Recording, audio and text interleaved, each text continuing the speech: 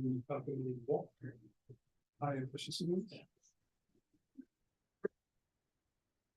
we'll go ahead and call this council regular session to order. It's Wednesday, November 15th. It's time is 7 p.m. Please join me in the pledge of allegiance.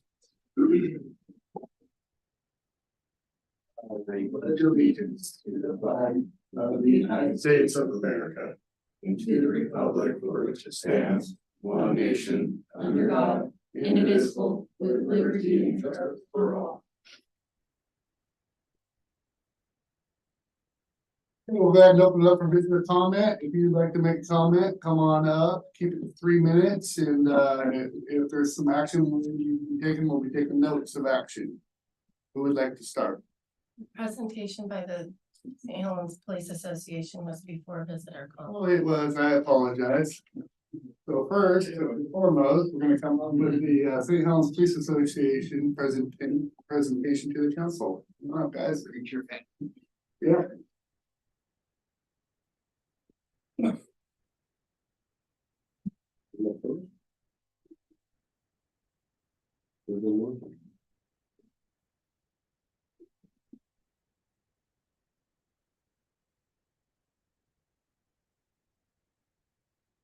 Good evening.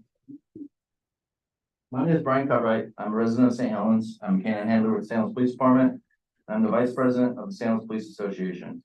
I'm here in this meeting today to once again speak to council about the staffing crisis we face at the St. Helens Police Department. In February 2022, the St. Helens Police Association came to this council with our attorney, Dan Tennell. We pleaded with the city to begin preparations for upcoming retirements and plan for the future of the St. Helens Police Department. As a resolution to that meeting, this council promised 2 positions in 2022, 1 position in 2023, and 1 position in 2024. Since that meeting, we've had 2 officers leave the St. Helens Police Department. We've hired 3 officers. By basic math, the city should still be hiring 3 more officers per the promise made to the association by this council.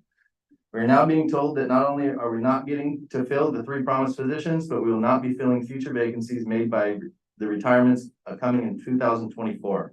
Hiring officers to fill the retirements is already too late. The retiring officers will be gone before officers are released to solo status. The fact is the city wants 24-hour coverage, but doesn't want to staff the police department accordingly. I know it's been mentioned time and time again, but the staffing study done in 2012 showed that this city needs to employ 25 officers. This number does not include supervisors, 25 officers. We currently have 13, with 3 of those officers being in training right now. As you will hear from Officer Coy here, the officers at the St. Helens Police Department are growing tired. We work countless hours of overtime as it is, and the city's adding to that pile. This city has grown by 12.6% since 2012. The city continues to add large apartment complexes, adding even more to that population growth.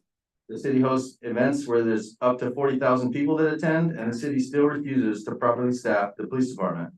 The city has an expectation that officers will work the tourist events throughout the year. They would like extra patrols and traffic control for the 4th of July and Halloween Town. The city has yet to feel the strain of exhausted police officers as we, for the most part, get the job done, cover the shifts as needed. The city has yet to feel the strain of burnout, but every officer has a boiling point. Every person has a breaking point. And I'm here to tell you, as I was last year, we need more officers. My name is Jamin Coy. I'm a patrol officer with the St. Helens Police Department. I didn't write out a speech, but I did prepare some stats, some facts and figures for you guys that I just wanted to share. So our call volume typically increases at a steady rate every single year. I pulled some statistics from 2021 to 2023, and this is up to November 3rd, 2023. So almost 2 months left in the year. I just wanted to go over the increase in call volume. So for domestic, one of the most dangerous calls we go to over the course of 2 years, not including the 2 months, and that's how all of these are going to be. We have a 7.8% total increase. It's going to be closer to 10 or 12, somewhere in there. Suicide threats in 2 years, we've had a 16% increase. Suicide attempts, we've had a 40% total increase. Juvenile problems, and I believe this is associated with us not having school resource officer positions. We've had a 77.3% total increase in 2 years, not including the last 2 months of this year. Unwanted calls, we've had a 10.4% total increase. Alarm calls, we've had an 87.6% total increase. I included that one because it includes all types of alarms. And no matter what type of alarm it is, this is a call that requires a 2-officer response.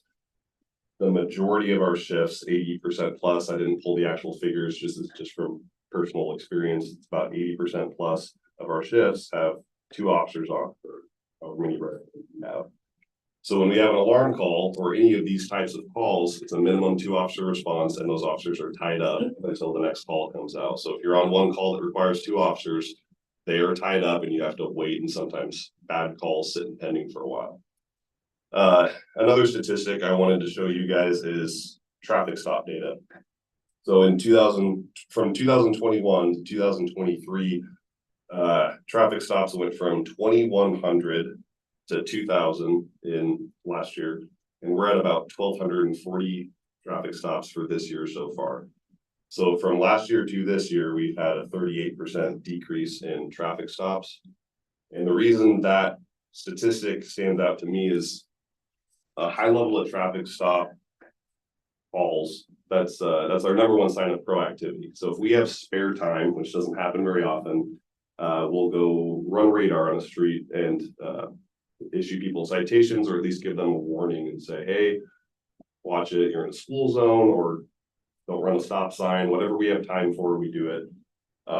With a traffic stop decrease, we run into issues like Portland has had in the last few years. This is their traffic stop data. From 2018 to 2022, they had a 53% decrease in traffic stops. From 2018 to 2022, they had an 80% increase in traffic crash deaths. There's also an increase in serious physical injury crashes. I wasn't able to pull that data because it's not out yet, but with a decrease in proactivity, we have a huge increase in violent crime and then traffic stop deaths. So I wanted to share that one with you guys. Another one that was almost not shocking, but it stood out to me is from January 1st to November 3rd, same date range of this year, we have worked as a department 5,047 hours of overtime. We're on pace for, if an officer worked 24/7, 365 at an overtime rate, that's what we're on pace for, having a full-time 24/7, 365 officer always working overtime. We have had 1 week in this entire year that we didn't have to have an entire shift covered. At least 1 shift in a week. There's only 1 week where we didn't have to have one covered. And the reason I say out of the whole year is because we already have people signed up for overtime shifts to cover for the rest of the year. I'm working 5 of them next month.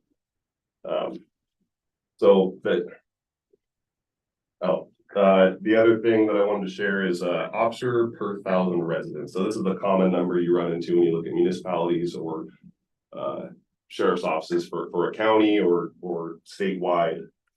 Each municipality has officer per 1,000 resident facts and figures. So right now in departments that are within 5,000 resident population compared to ours, either higher or lower, we're about the middle of the pack. So it looks good on paper right now, but we have 3 trainees, and statistically, at least 1 is not going to make it. I hate to say that as a coach, but that's how the statistics work. On top of that, we have a bare minimum of 2 retirements next year. It's going to be closer to 4 or 5. When you lose those numbers, say 1 recruit and let's say 3 retirements, we are now at the very bottom of the pack. Yeah, and if we lose administrative positions, even lieutenant, if they decide to retire because they are eligible, we are the lowest in the state of Oregon for anywhere close to our population size. And these numbers are very accurate as to what is most likely going to happen. So it's scary. I like overtime. Everybody in my department knows that, but this is the first year that I have hit burnout multiple times, where if you don't have a day off for 3 weeks, it's not good for your mental health. Officers, there's been a lot of studies done on police officers, and we go to calls where there's a huge adrenaline surge and then you have a huge cortisol dumped into your system. And we have this high, low, high, low, high, low every day, and no days off for your body to repair itself, to relax. There's a reason officers have a very low age expectancy for life, and that's where I'm at. It's beyond a want at this point. It's a need. We need more officers. All right, before I go, Detective Matt Smith was gonna be here today, but unfortunately, because of our current staffing levels, not even projecting for retirements, we had to reduce our detective staff by one, and he was tied up on an emergency priority call. So he extends his apologies for not being able to be here in part of our presentation. All right, hello, and thank you for taking the time to listen to our presentation today. Thank you for the time that you all dedicate to the city of St. Helens, and thank you for genuinely listening to our concerns here today. My name is Colton Edwards, and I am a police officer with the city of St. Helens. Now today, I come before you not only as an employee of the city, but as a citizen. I live within the boundaries of St. Helens. Here with me today is my family. My daughter is 7, and my wife is with me. I did not ask them to come today because I'm asking for them to support me. I know that they support me, not because of what they say, but because of what they do. My daughter tells me she loves me and tells me how cool it is that her dad, quote, catches bad guys. My wife is there for me every day, even when some of those days are some of the hardest days of my life because of the things I see and experience performing the duties of my job. Now, I have aspirations to become a detective within this department. I have currently assisted with or conducted a large majority of the cases you members have heard about. The ones that make you proud of your St. Helens police, the ones that let you guarantee your community that your St. Helens police officers will find the people responsible for making them feel violent when their vehicles are broken into. The ones who are predators seeking to prey on our young children, and the ones looking to make a quick buck selling fentanyl that is killing our citizens. In fact, in March of 2022, I achieved a lifelong goal. I applied for and was selected to be the St. Helens Police Department's next detective. Unfortunately, because of our current staffing crisis, not even considering the future, I was not able to be transferred into the unit. I digress. Now, in order to enhance my abilities as an investigator and an officer, sometimes that requires me to go to overnight trainings. I don't like leaving my families, but sometimes in life we don't get a choice. This is why I asked them to come, because I need your help. You see, I need your help explaining to them that under the city's current plan of, quote, hopefully these four officers don't retire and it all works out, end quote, and when those officers do in fact retire, that there will not be sufficient staffing to retain our 24-hour coverage, because there won't be enough officers left to fill these shifts. I need your help explaining to my wife and my daughter that when someone is trying to break into our house in the middle of the night for my valuables or my garage for a catalytic converter to cut, when I am away, that no one from the St. Helens Police Department is going to respond. That help will not be on the way. My wife asked me why that is, and I do not know. You see, you were given the resource of foresight when we came last February. You were warned by our officers and by our attorney of an upcoming epidemic of officers leaving. You were given the ability to plan and prepare for this impending crisis. Yet, when the resolution between us was to give us more officers, we didn't make it one hiring cycle before we decided not to fill our last vacancy, which is still currently not hired, and there's no job posting. And that last position was filled with 8 less than the 2012 staffing study recommendation. A staffing study that I'll remind you is an unbiased outside source commissioned by former Chief Terry Moss, and it was telling you that your police department is vastly deficient in adequate staffing to properly serve the city of St. Helens in 2012. See, my family is here because I made a promise to them. I promised to come home safe to them every single day I go to work. This job is becoming more and more dangerous. I know what I signed up for, but I'd be remiss not to ask for as many things as I can to help me be more safe. On February 11th, Portland Police Association put out a safety notice. 14 officers across the United States were either injured or killed in shootings across the United States in a span of 24 hours. This job is dangerous and becoming more dangerous. In fact, earlier this year, I responded to a shooting at your local McDonald's with only one other officer. That's scary stuff. I did my duty, and the shooter is now in prison, and thankfully nobody was hurt. But responding with only 2 people is not something I enjoy doing. And I promise you, my wife, who is hearing this story for the first time, is probably not too thrilled. I intend to keep my promise to my family of coming home every night safely by swallowing my pride and admitting that I need help. I need your help. I have listened as members of the community have come to you who are not affiliated with the SHPA or FHPD in any way, and I've asked you to increase your staffing levels. Some of those people are here today as citizens. I don't need to go and ask those people if they support us, because they do. not by what they're saying, but because of what they're doing and what their actions are. Many of these individuals are citizens of our great community. And I need your help again, because those same people are asking, why is it that we are building a public safety facility, which was built and designed with growth in mind, and now the police department is on the verge of being forced to reduce its services because we are not adequately staffed. The city has approved of building several new apartment complexes and continues to approve additional residential neighborhoods. It seems the city is on board for growth, but not for the expecting accompanying growth of police services and rising criminal rates. My coworkers are here today and they sit behind me. I don't need to ask them if they support me in what I'm saying to you right now, because I know they do. Not because of what they have said, but by the actions they have taken to come here today. Some of their families are with them too. My fellow employees are here today because they are tired. They're tired of working overtime to cover shifts, to cover injuries, to go to mandatory training so that we can be the professional A-tier officers that you expect and this city deserves. They are tired from the mental and emotional stresses that come hand in hand with our job. And most of all, they are tired of asking for help and not getting it. Their families are with them because this may be the only time they get to see each other this week because of all the overtime. Shift work is not easy, but these officers have dedicated their time to come here today asking for your help. Now I am here to ask for your help. Give us more officers. Enable your police department to be the best that we can be. We are here begging for your support, and you have the ability to show us that you support us, not by what you say tonight to us, but what your actions are in the future. Thank you, guys. All right, my name is Dylan Gaston. I'm a former school resource officer before we had to get rid of those because of staffing issues. I'm also a former detective that we had to get rid of my position because of staffing issues.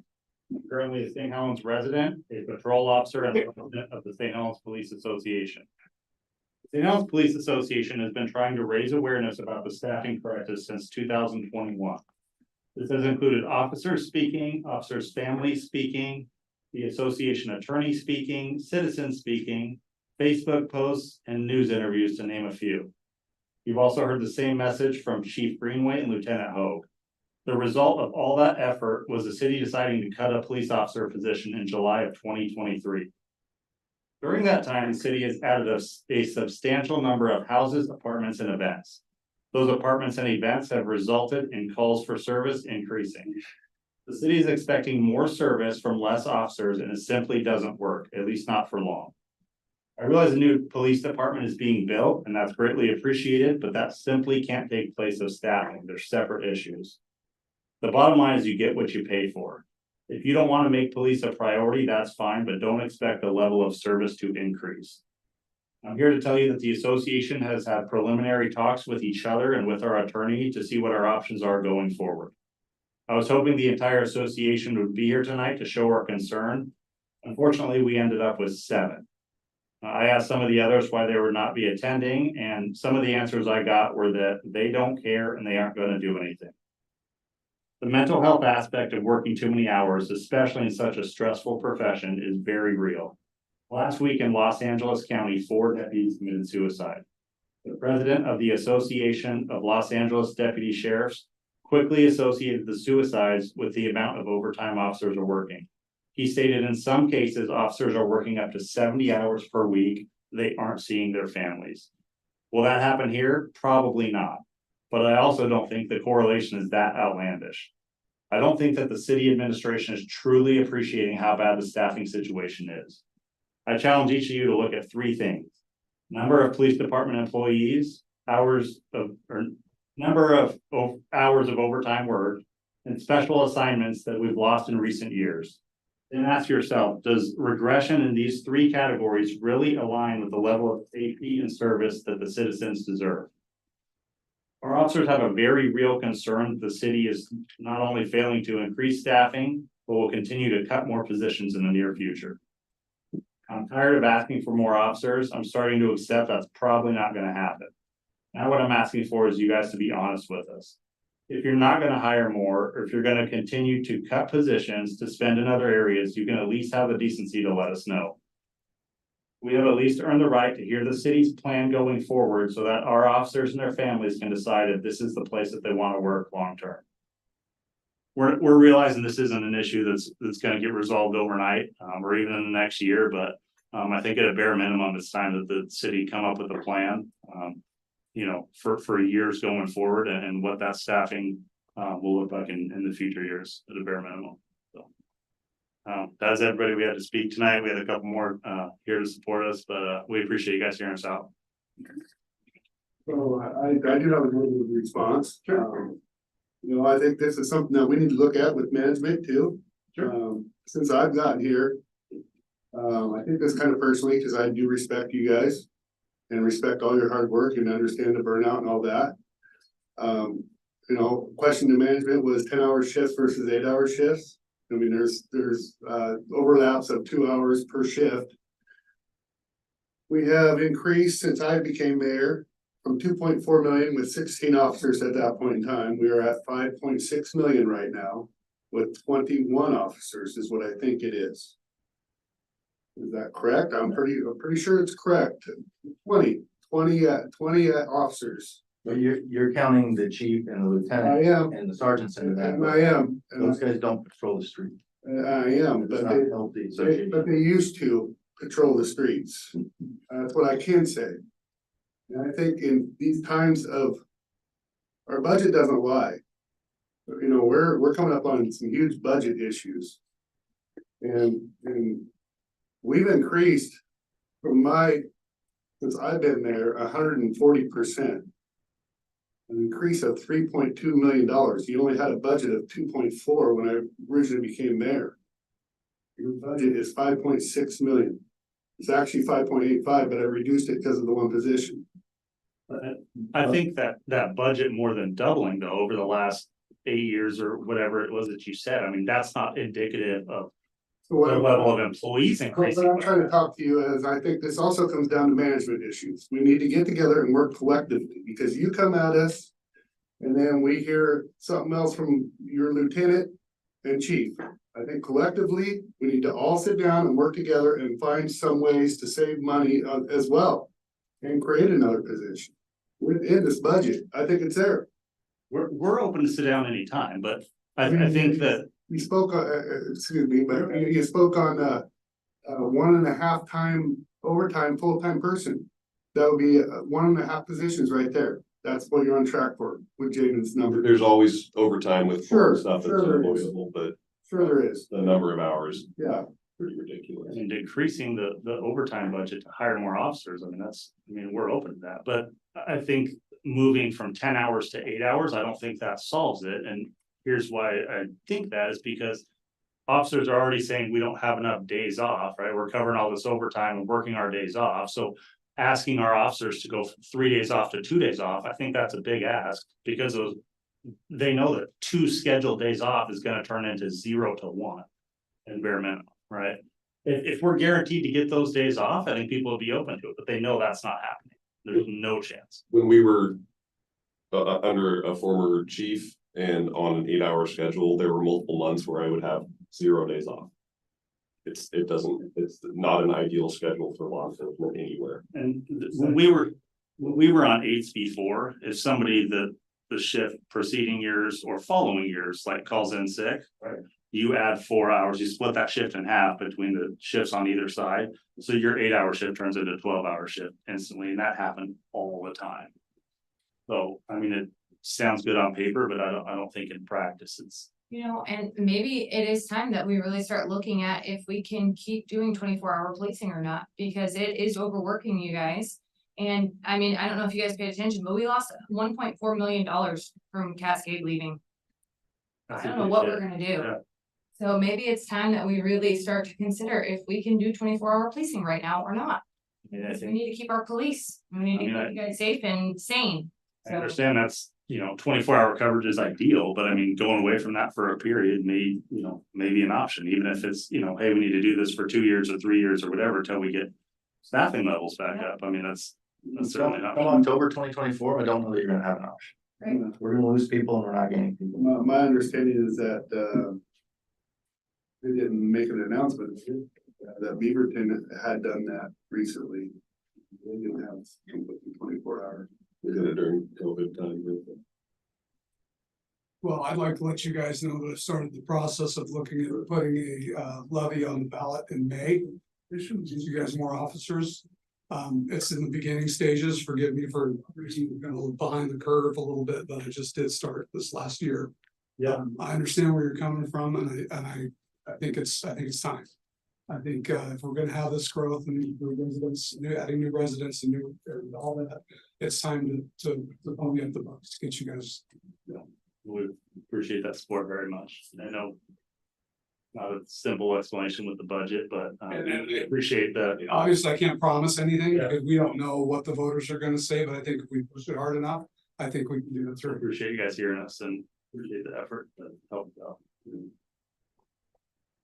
Thank you. And we have a lot of respect for you guys. We appreciate all your hard work. Thank you very much. Appreciate that, guys. Yeah. Thanks. And that's honest. Everything that we said is really honest. Good job, guys. Okay, so like I was saying earlier, we might open up for visitor comment. Conduct them up, you state your name for the record and keep it for 3 minutes or less. Who'd like to start?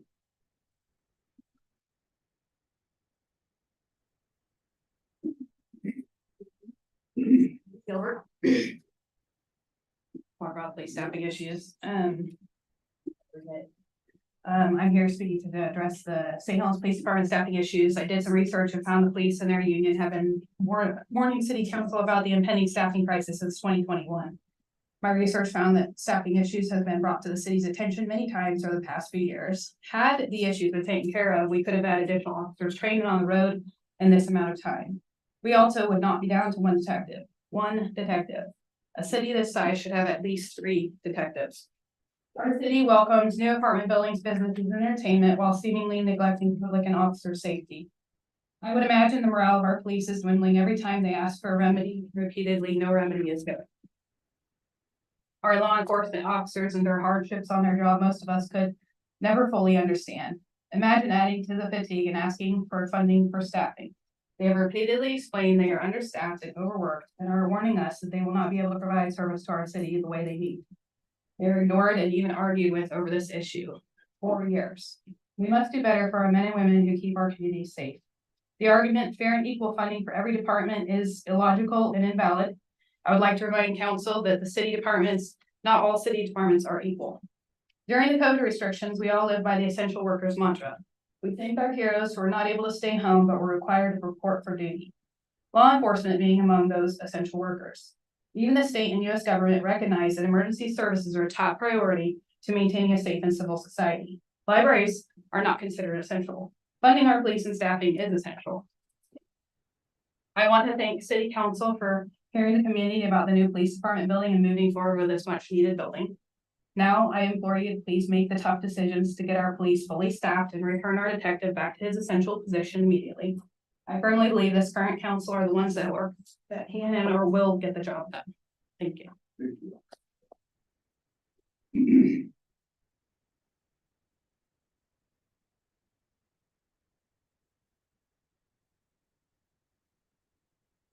I'm gonna be very brief. I'm coming to understand more and more the situation you guys are in. Please state your name for the record. Drew Leda, sorry.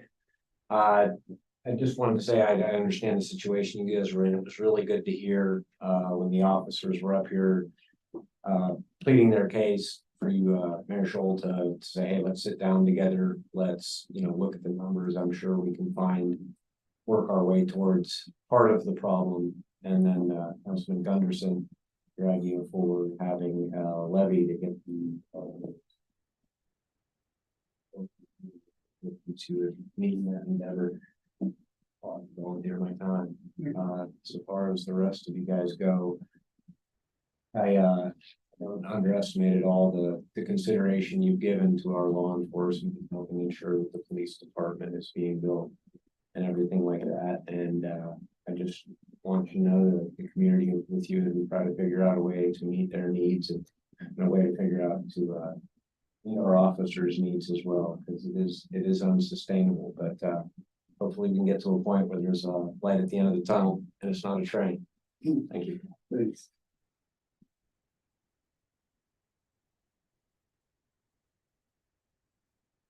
Anybody else for visitor comments? Okay.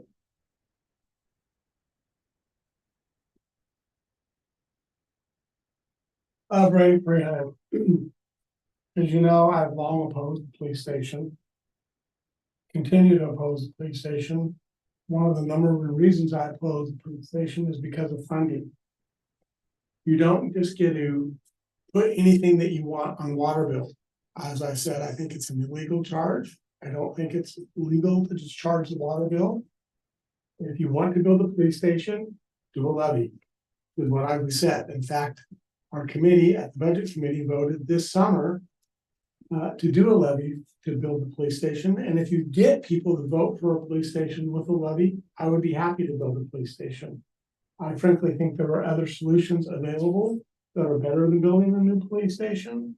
What we really need in the police station is storage for both equipment and evidence. And if you built a $2 million secure facility to not only be a garage, but storage, you could spend probably $4 million remodeling the police station, and that would be adequate and for a fraction of the cost of a new police station. In addition, we're going to have a very costly fight with LUBA when your decision to place the police station at its current location is going to be appealed, and you will probably lose that. In fact, I would be willing to bet that you're going to lose that. In the meantime, we are bleeding money paying for a loan to not build a police station. And instead of taking that money and having it, we borrowed the money, we're paying interest on it, and then we bought 25 and 30-year bonds, which doesn't make any sense if you want to build a police station at any time frame. What we need to do is, while I think that $10 fee is illegal, I am okay with using that $10 fee to immediately hire police. I don't see building a building and have it be empty when we don't have staffing. And I think not having 24/7 coverage is a horrible idea. I think that we need 24/7, and we need to use the $10 fee on a temporary basis to get the staffing that we need. Stop the police station.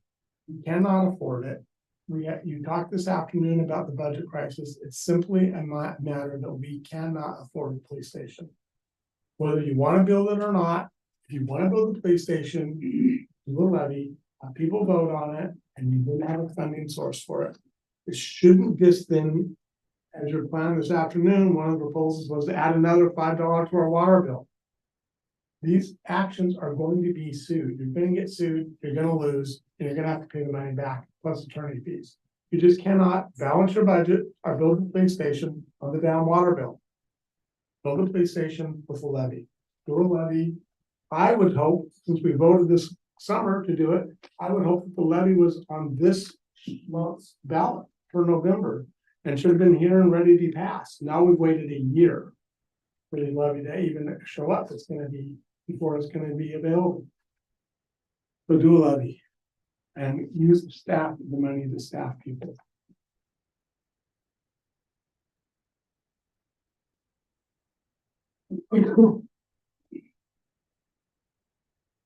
Mayor, John. My name is Jim Coleman, and I'm a resident of St. Helens for all my life. And coming here today has been pretty humbling, listening to the policemen sit here and tell you their terrible story that they don't have any help. They can't go to work. So that just blew my mind to sit here and listen to that. And what's part of my testimony today was the police station, but anyway, there's three things I wanted to cover today. The first one is the parade. And I'm a parade guy. I like to go to parades. I go to Willamette to Bald Eagle Days. I go to Astoria to the Astoria parades. I go to the St. Helens parade. And this year I went to the Halloween parade. And the Halloween parade was the biggest, wildest parade I've ever been to in my life. It was great. It was. My wife and I walked down there and sat in front of Richardson's furniture store and had a great time. Yeah, it was crowded. But it was I'm a St. Helens resident. I went to a parade in St. Helens. And it was for a Halloween Town event. And I went up and talked to the ladies a couple days ago about why they weren't gonna do it again. And they explained to me they just can't do it. They just, didn't get the support from the city to do it next year. This year, they didn't get it. And they put in their application. They did all of the paperwork, turned in their application, filled in all the blanks. But the loophole was, there was no police sign off. How can you have an event like that without the police being involved? I sat there as a city resident in my city, watching the parade. And if I fall over or something happens, I expect police to be there. I'm in St. Helens. It's a St. Helens event. Jessica, you said, well, it's not a St. Helens event, so it's not us. Bullshit. It's St. Helens event permitted by St. Helens. You heard the police though, right? You understand? I heard the policeman lie to you and say he didn't even know there wasn't. Please don't interrupt me. I only got 3 minutes. I'm almost done with it. The Fair enough. policeman, police chief, sat in this chair and said, I didn't even know there was gonna be a parade. He said that. Bullshit. Sorry. So anyway, I'm out of time, but this police station is a white elephant in you guys' lap. It's bad. You guys are spending money like it's water on something that now the police union is in here saying we need officers. We don't need a police station. We need officers. That land deal you did on that dirt, it's a joke. You can't explain that out. The dirt's there, right where the police station is gonna go. And you sat here at the last meeting and denied that operation. You said, we don't want anything to do with that dirt deal.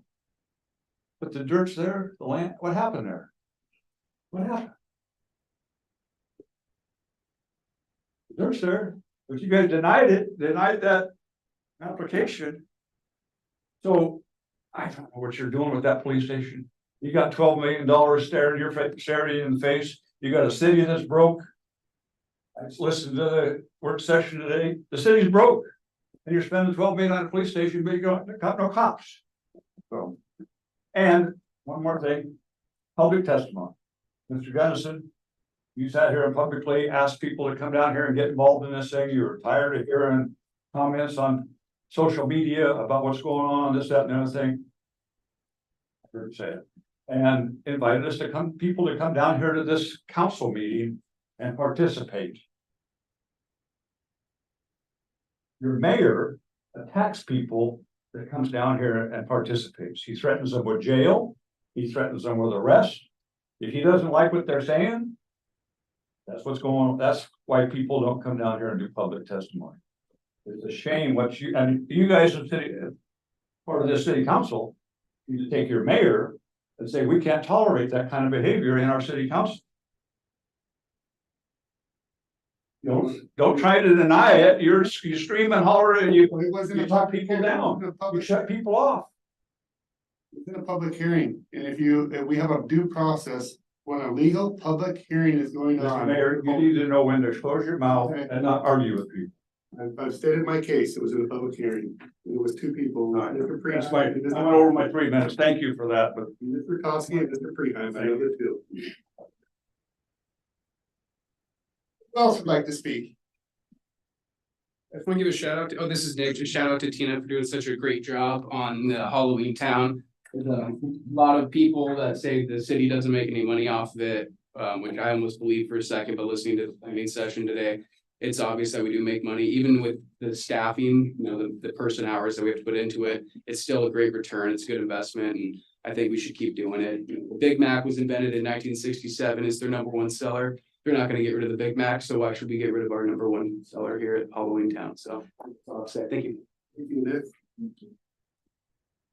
Any other public comment?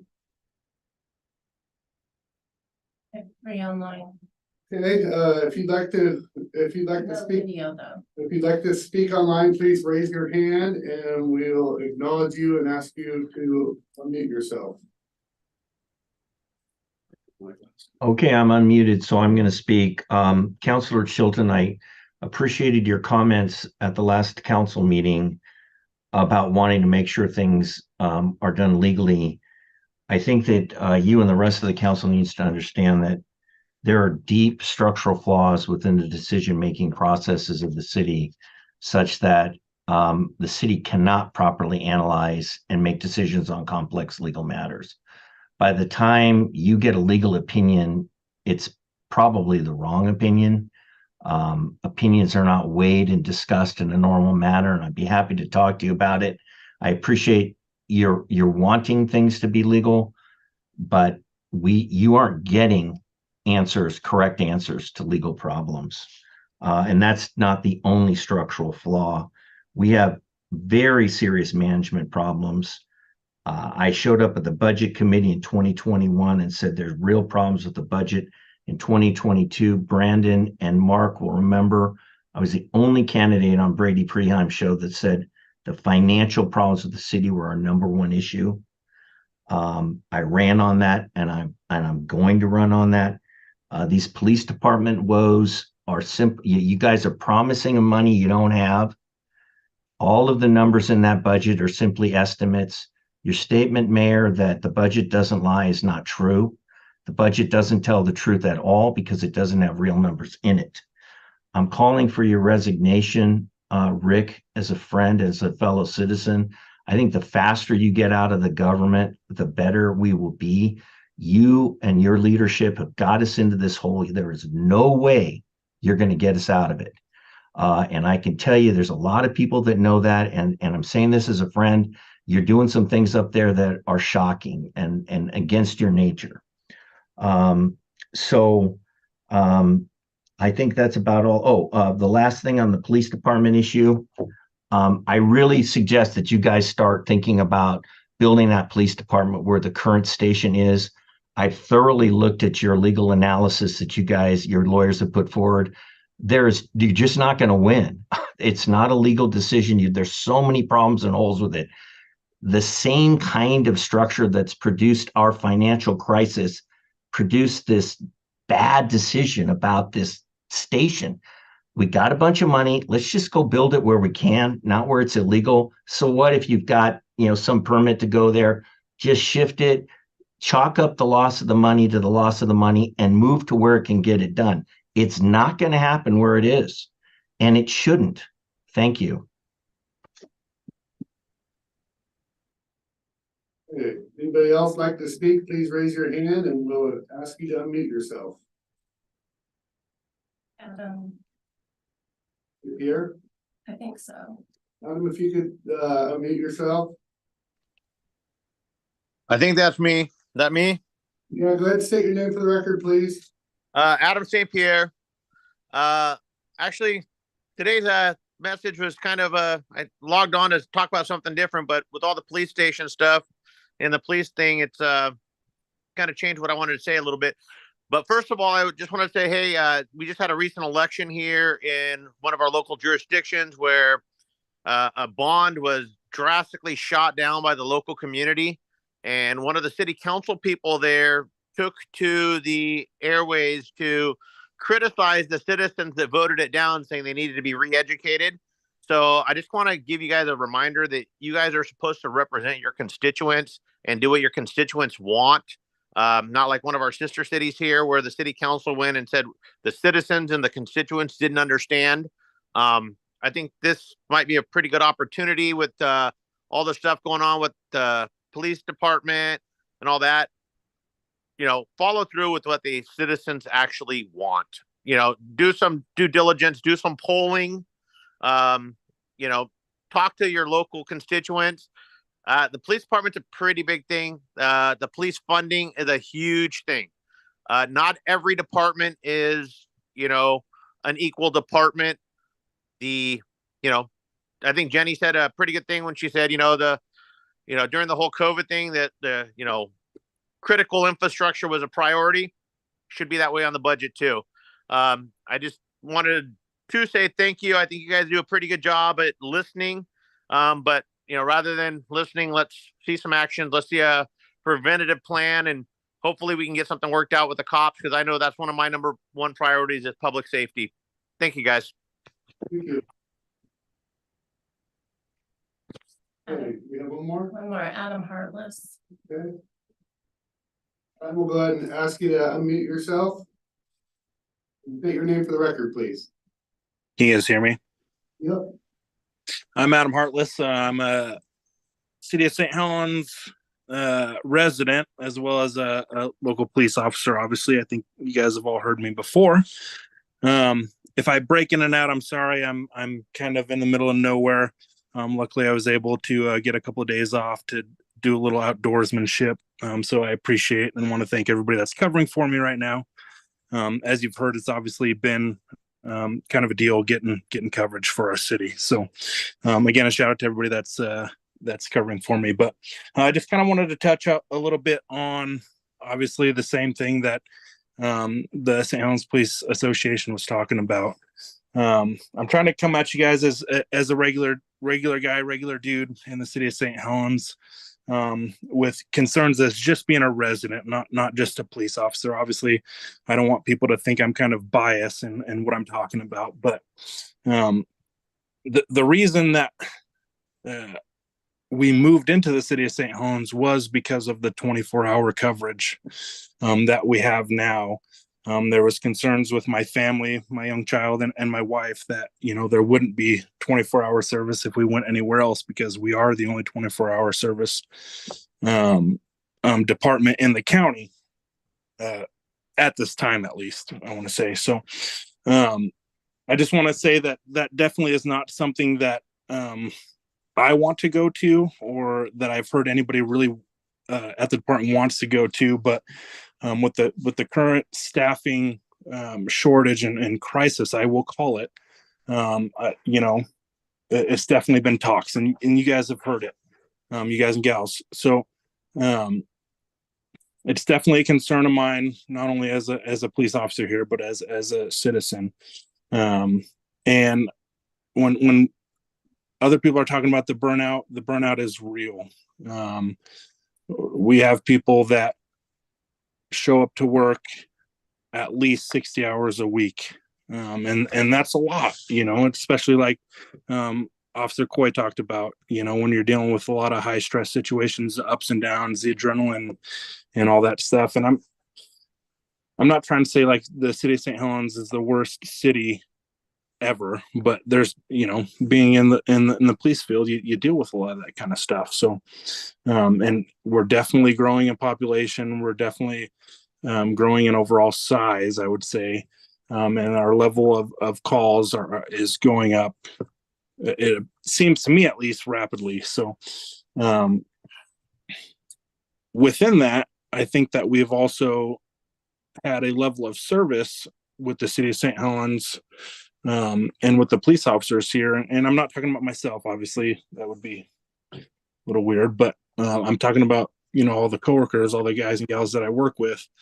And I'm not just saying this to toot our own horns, but honestly, probably some of the best cops that I've ever seen in my life. And I don't know if you guys know too much about me, but I grew up in Portland. I hate to say, but no offense to them, but I was involved in the Portland Police Bureau from 2006 until 2016. So for about 10 years, I volunteered and worked a contracted position with them.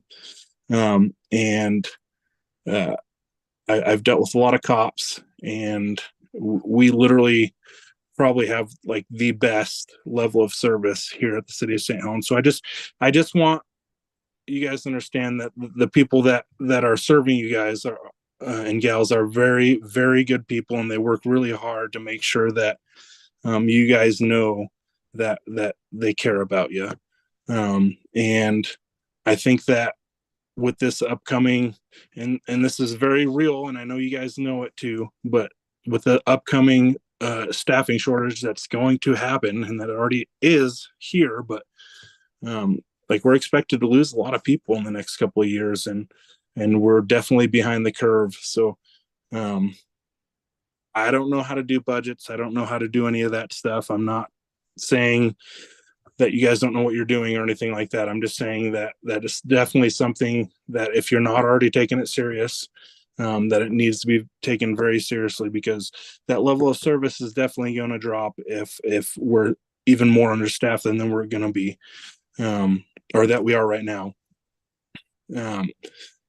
Because that burnout and people wanting to be there for their families and all that kind of stuff, that's going to make people leave here.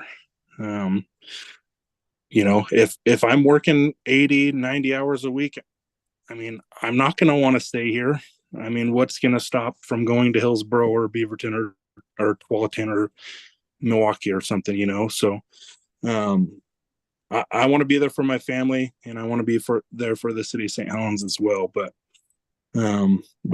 obviously our families come first, and I think you guys would all agree with that. So, I just wanted to kind of get my 2 cents in there. I know there's a lot going on with the PD and with the budgets, and I'm not trying to say that we deserve more than any other department that's in the city of St. Helens, but I think that just with the times the way they are and with how things are going, that we definitely need to take a really hard look into how the policing is going and how the police staffing is going today. So I appreciate your time and thank you for listening to me. Thank you. Okay, do we have anybody else? Okay.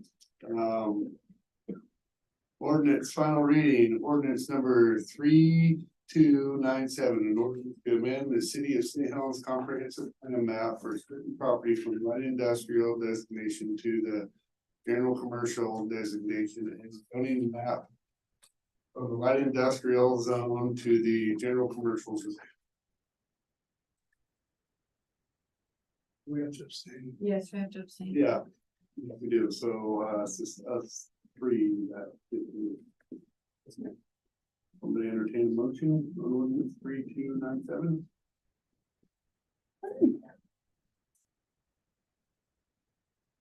I make a motion to approve ordinance number 3297. Second. How do you? We good, second that?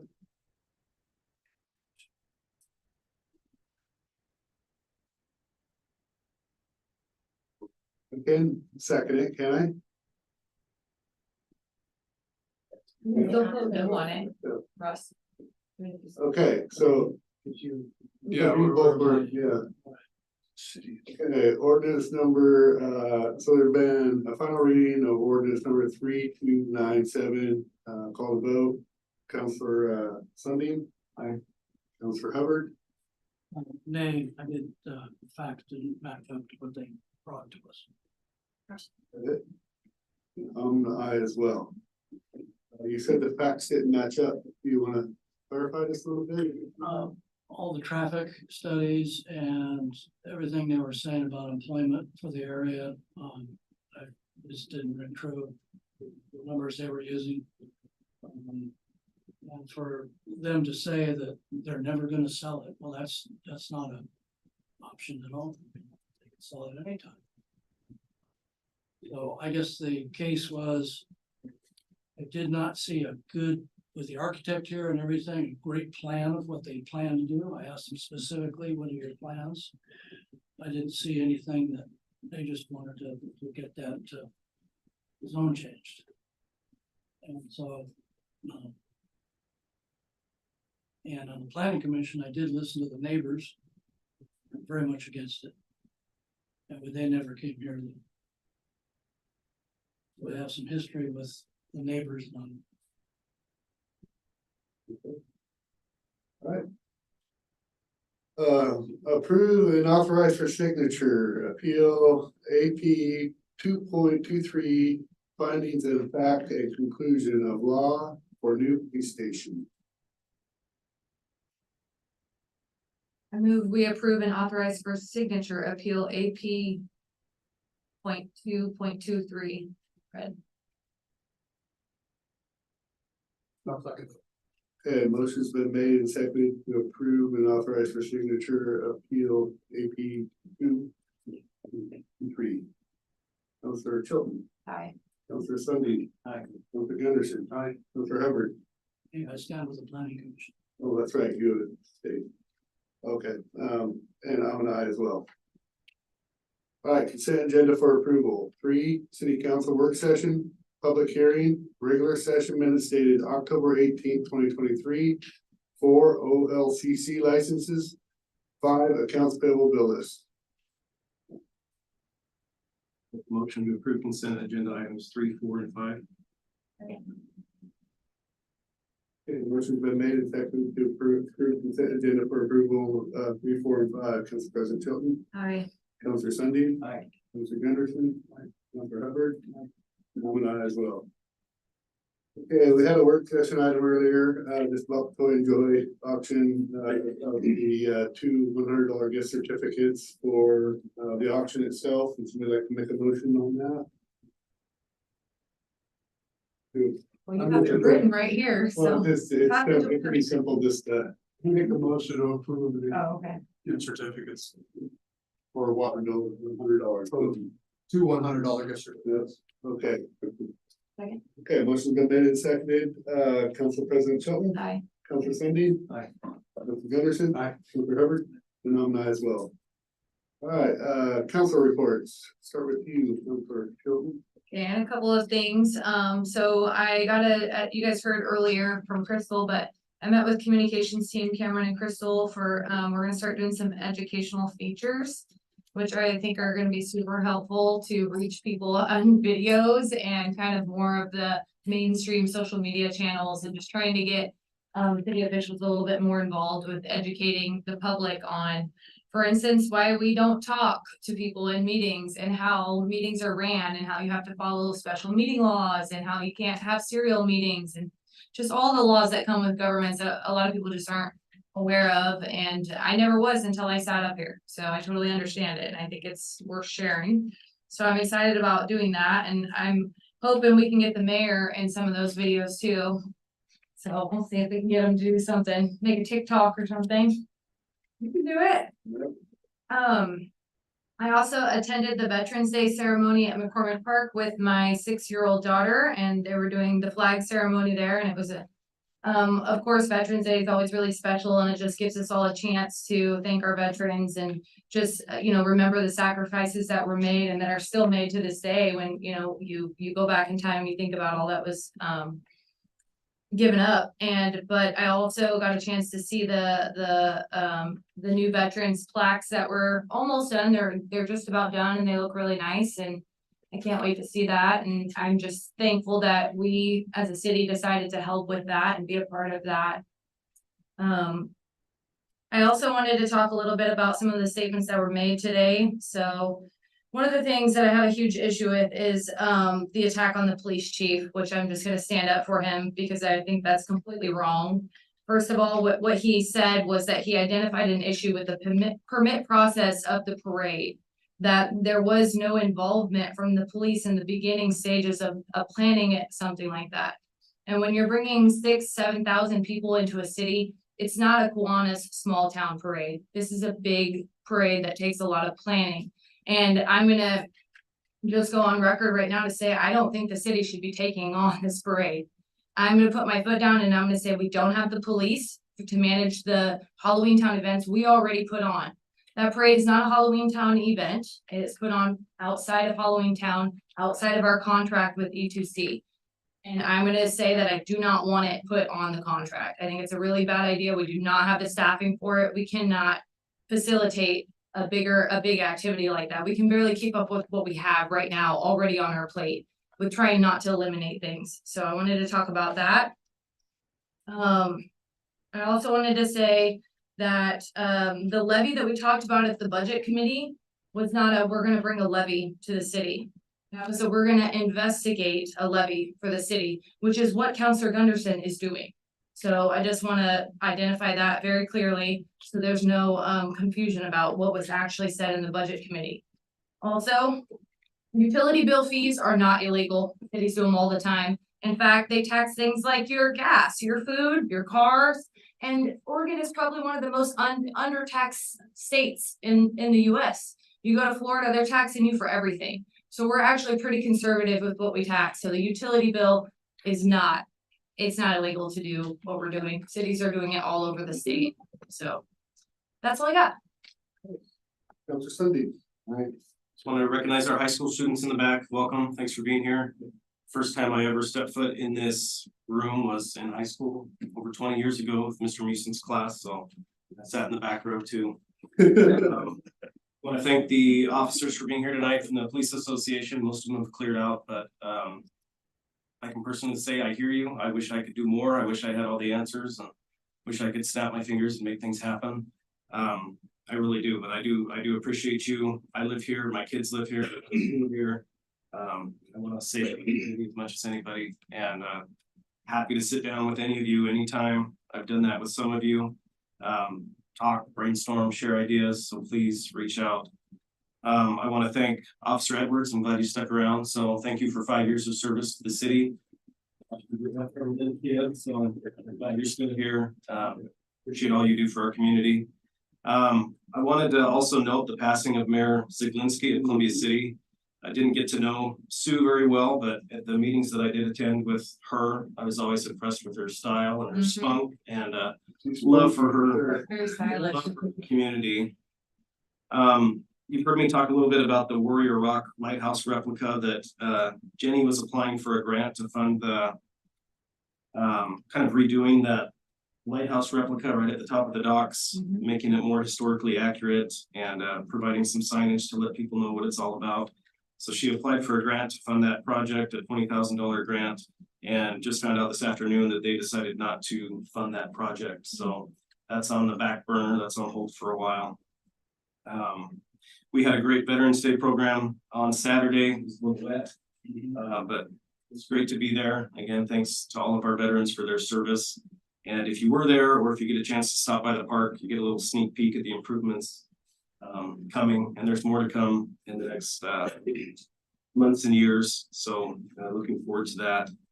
Nob Hill Nature Park had another successful work party. So thanks to all of our volunteers that work to keep our parks looking good. And then just this week on Monday, we had a meeting of the Parks and Trails Commission. Over the last 3 meetings, they've been taking a deep dive into the parks fees, making sure that they're appropriate, and also taking a look at the special use permits. And they did have some recommendations that they asked that I bring to council. So one of the things they're working on doing is just making sure everything's consistent in the paperwork that people receive when they need one of these special use permits. So one of the things they asked that we consider changing is the verbiage in City Ordinance 8.08.060, which states that $1 million in insurance is required, when the actual requirement and other places in the paperwork states that it's 2 million. And Melissa and Buck said that's what's used. So they would like to change that 1 million to 2 million to make it accurate. They also asked that we strike the line in 8.08.130.4, which says that no dogs are allowed in city buildings except dogs being licensed at City Hall. And the reasoning for striking that out is that dogs are no longer licensed at City Hall, so they didn't feel like that is needed anymore. So those were their suggestions. Is that what it is? I assume that's not applicable for service dogs and things like that, but that's, it specifically says in there, no dogs allowed except for dogs being licensed in City Hall. So, Yeah, that's, well, since they're not licensed at the sheriff's office now, they didn't think that needed to be there anymore. you had to bring your dog in to get licensed back in the day. Yeah, I've never seen any dogs in the sheriff's department. Yeah, I don't know. We'll bring dogs in all the time, but just. So if you'd like to go back to them with further, that was their suggestion. Reach out to us. Sure. John. For once, there was a planning commission meeting before Yes. our meeting. I'm strongly gonna recommend that we still get back to going to the joint planning commission, city council meetings. We got one next week, I think. I know, but it just seems like we've lost kind of touch with them and us. We need to be a little more, I think, and be able to discuss things and get things off our chests. I feel like there's a little contention there. Just the way I see it. So I want to get back to that. I know we have one coming up, so that's good. So maybe starting the first of the year, every other month? Is that what they're? Quarterly. Quarterly? I know we have one in December. Yeah, so That's what I'm- just something that I think is important for us. Commissioner Carlson, you're gonna, I hope if she's watching, she wanted me to bring up to the Parks Department or whoever that she has noticed that there's a lot of newer plants and trees that have been planted that were not getting watered throughout the summer that have since died. And maybe she can expand on that when we have this joint meeting, and I'm probably butchering what she said, but that's the gist of it. Sure. So, other than that, thank you, Mr. Edwards, Officer Edwards, for your service, and that's all I got. All right, Councilor Edwards. Okay, I had my first meeting with the library board. And one of their and for the future. It's very aggressive and big. You also had a event there, Timberline Lodge. That was really great. Used to work with the lady that gave wrote the book. And there's gonna be more of the type of things coming to the library. I never experienced that. I never been in the auditorium there. Pretty cool. Yeah, that's great. Like I told them, I'm a contractor. I haven't been in the libraries for many years. So, but yeah, they're a group of very excited people. It was nice to see. Energetic. Okay, yeah, I just wanna wish well to the family of Mayor Ziglinski, shocker. I did enjoy her sparkliness and her sassy attitude whenever she was around. I was able to have a few city county dinners with her, and she's always very receptive. So shocker, just complete shock. One thing that I want to speak on, because a lot of times we as a council, I think, need to make sure that when people give public testimony and we hear of something, that we need to make sure that we know it's not true, that we kind of try to correct that. First and foremost, I would never ever have somebody arrested for public testimony. That's what it's there for. Public comment is public comment. When I did have an incident at a public hearing, which is a due process, and it does have a public comment period, and people speak out of turn in an applicant's rebuttal time frame, and you got people yelling from the crowd. And I've warned them multiple times, and I say that I will have you trespassed and out of here after multiple times of interrupting that applicant in their rebuttal testimony. It's the only time that's happened. And I really don't appreciate Jim Coleman coming down here and saying that to me, and knowing him and knowing that he's working with Mr. Toski, who really just wants to be mayor, and they're just cooking up a bunch of BS. Now, I call a spade because I'm from St. Helens. And Jim, I'm right. And I wish you were here right now. And you're listening. And you're more than welcome to talk to me anytime about me arresting somebody in public comment. That's not true. So be careful where you get your information from, Jim. And be careful exactly who you listen to. And really research your facts before you come here saying that stuff about this individual, because it's on tape. So that being said, I just know that people are already starting to get goofy. It's getting into election season.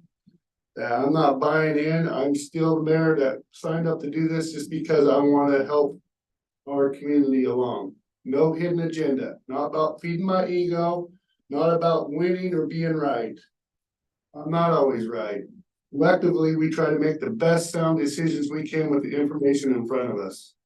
Whether that be budget information, whether that be emotional testimony of what we had here today, and we have budget constraints, it's very difficult.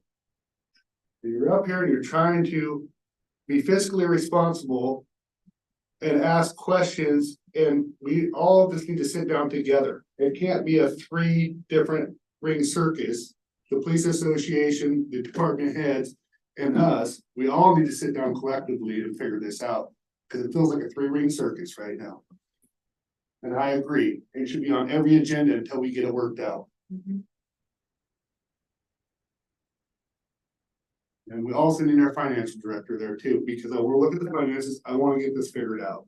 And that's what I seriously think needs to happen there, if we wanna get this going. One last thing is just the police station, that area has never flooded.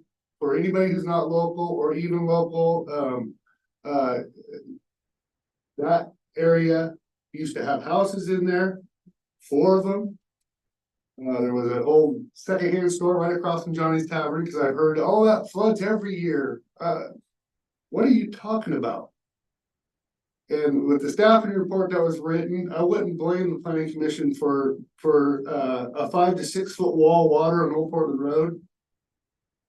Is not true. Anybody who was here in '96 seen about 10 inches to maybe 1 foot of water going across Old Portland Road between the stoplight and the bridge. Right? That's out of a 100-year floodplain, it's in a 500-year floodplain. It is by the law, which is the law, it refers to the 100. And they keep referring to the floodplain. These people that are against this testimony. There's a big difference, a foot difference, between a 100-year and a 500-year. And the reason that map was created, that FEMA map, was by a computer-generated map of a block of the bridge.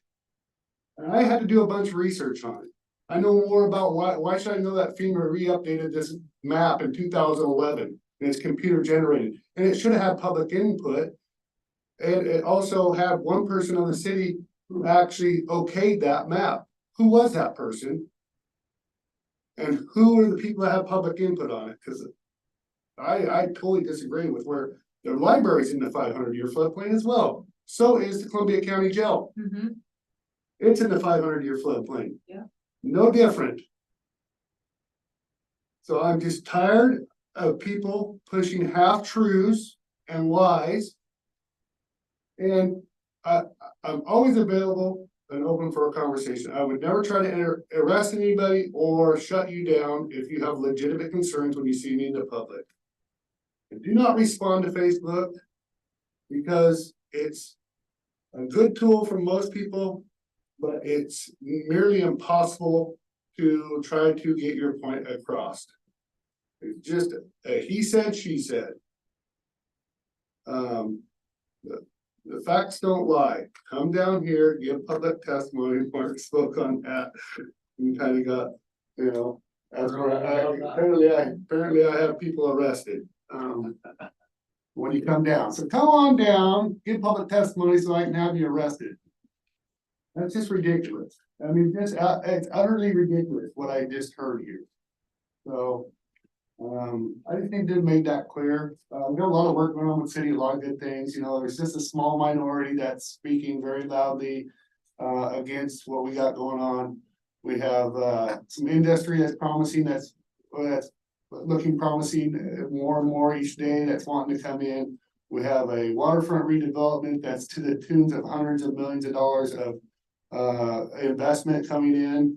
We are continuing to work on a new sewer master plan. The last one was 1989, which had red spots identified, but this administration actually is doing something about it. 1989, there was issues, and former mayors, at least 2 of them, failed to do anything. 1989, sewer capacity issues. I'm picking up the slack. We're doing something, well, we are picking up the slack and doing some things. And it costs money. And we budget every dollar. Government runs on every dollar. We're not a corporation. It's just different. And it always seems to be diving off, and it does. I've heard some comments made here that are just, again, if you have any questions, feel free to reach out, ask me anything you wish to ask about, whether it be financial, whether it be what we're doing in the community, or why we're making those decisions.